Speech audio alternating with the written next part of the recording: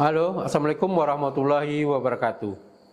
Saya Sumardi Majid, pengurus kelompok belajar Bidasari.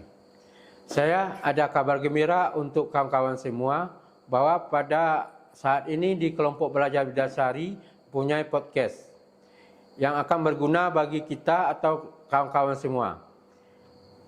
Kita punya 4 podcast. Yang pertama, podcast tentang keagamaan. Podcast tentang keagamaan, tentunya kita akan mengangkat isu-isu terkait tentang keagamaan yang berguna bagi generasi muda.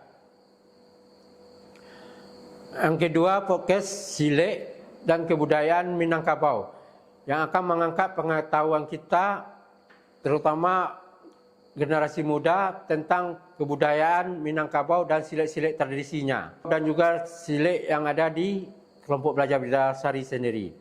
Terus yang ketiga, podcast tentang kelompok belajar Bidasari itu sendiri, menceritakan terkait situasi, program, dan seputar kelompok belajar Bidasari.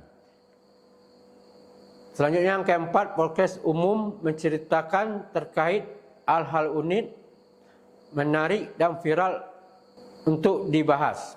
Kami dari tim podcast kelompok belajar Bidasari mengharapkan kritik, saran dan masukan dari kawan-kawan untuk kemajuan podcast kita. Kami tunggu di kolom komentar. Assalamualaikum warahmatullahi wabarakatuh.